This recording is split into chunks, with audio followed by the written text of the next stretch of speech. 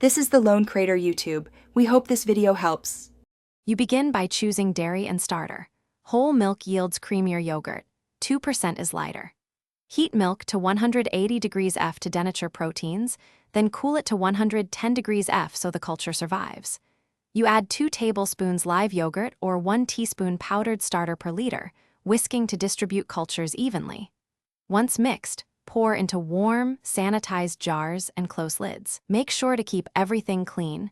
Contamination ruins texture and flavor, so you get consistent fermentation from the first step. You maintain steady warmth next. Incubate at 105–112 degrees F for 6 to 8 hours. Shorter time makes milder yogurt, longer gives tang and more thickness.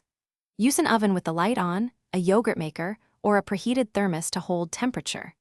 Once incubation finishes, cool to 40 degrees F before adding flavors so cultures stop working and texture stabilizes.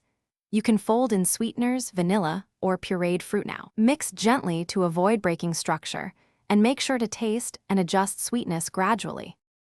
You finish by chilling the yogurt at least 4 hours. Refrigeration firms the curd and rounds the flavor.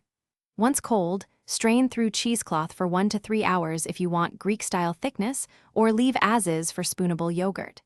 Serve with toppings for contrast, nuts, honey, or citrus zest. If the yogurt is grainy or runny, troubleshoot. Make sure your starter contained live cultures, that you hit 180 degrees F, then cooled to 110 degrees F, and that incubation stayed within the proper temperature range. Thanks for watching.